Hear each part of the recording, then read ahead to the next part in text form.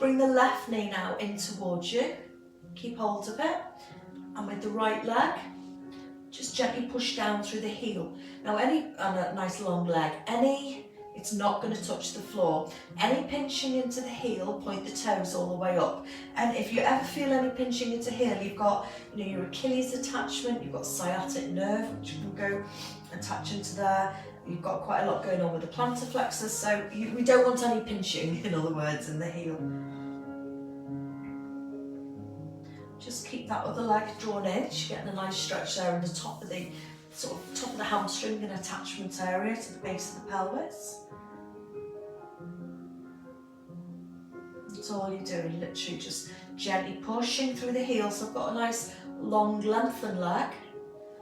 You should feel quite a lovely stretch there around the front of the hips on the right leg. On the leg which is lowering down, extending, and then flexing. Then change legs. Bring the right knee in towards you and take the other leg up. You'll find you get quite a nice sort of stretch here because we've lifted the pelvis up. Obviously if you're using the trigger point balls, and that's fine, you won't be as high up.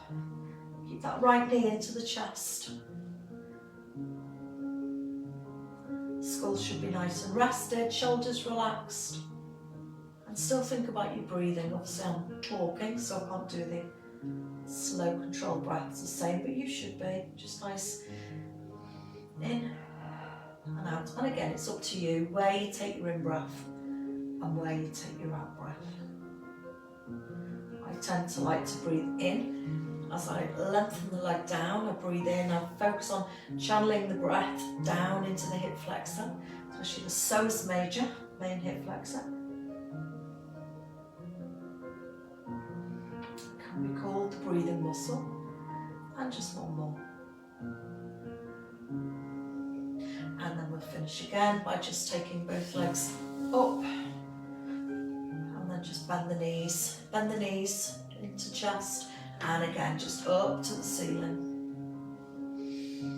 and bend. And then if you feel that you can do the bicycles, you might feel a little bit of core going on here, but it's not a lot. It shouldn't be. So into bicycle, I'm just going to drop the right leg down, and then that's going to bend. So as if you're on a bicycle, and just circling around. When we do bicycle on the floor, which I haven't taught actually for quite a long time, that's quite a lot of strength and a lot of core and stability, and people's heads can come up. But in this position, everything's just gently supported. And you could use a couple of cushions instead. And then you'll just change direction. There's a lot going on with our wandering nerve, vagal nerve. Rest and restore. Just cycling. Always feels a bit odd when you change direction.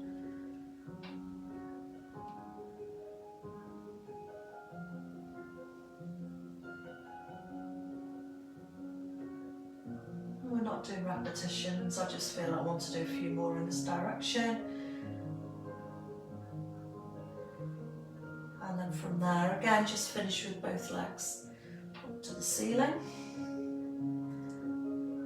And just flex and a point of the ankles. And then just bending both knees and float the left leg down and the right leg down.